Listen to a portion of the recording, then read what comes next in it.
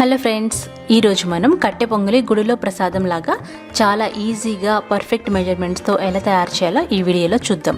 ఈ వీడియోలో చిన్న చిన్న చిట్కాలు ఉన్నాయన్నమాట. అవి మీరు పాటించినట్లయితే యాజ్ ఇట్ ఈస్గా గుడిలో ప్రసాదం లాగా మనం ఇంట్లో ఈజీగా తయారు చేసుకోవచ్చు.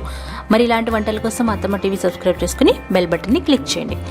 దీనికోసం ముందుగా 1 కప్పు బియ్యాన్ని 1 కప్పు పెసరపప్పు తీసుకొని బాగా కడిగి 10 నిమిషాలు నానబెట్టుకోవాలి. తర్వాత కుక్కర్లో 2 టేబుల్ స్పూన్ల నెయ్యి వేడి చేసి అందులో మనం నానబెట్టుకున్న పెసరపప్పు బియ్యాన్ని నీళ్లు తీసేసి 2 నిమిషాలు బాగా వేయించుకోవాలి.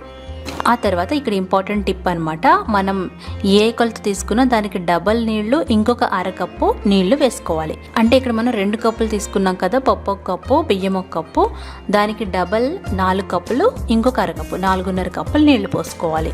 అందులో 1/2 టీ స్పూన్ ఉప్పు.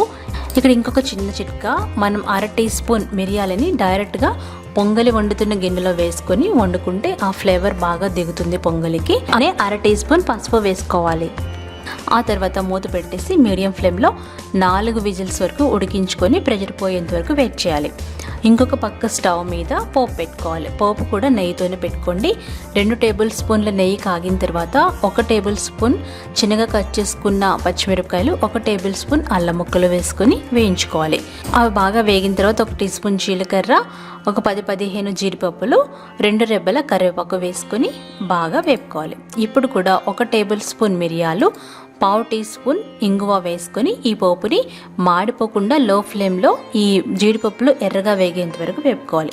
ఈ లోపుగా మనం ప్రెషర్ అంతా పోయిన తర్వాత ఈ పొంగలి తయారై ఉంటుంది. పప్పు అన్నం బాగా ఉడుకుంటుంది. ఒకసారి కలిపి లో ఫ్లేమ్లో పెట్టుకొని 1 నిమిషం వేపుకుంటే సరిపోతుంది. అంటే ఈ పోపు అంతా పొంగలికి పట్టేలాగా ఒకసారి వేపుకొని సర్వ్ చేసుకోవడమే.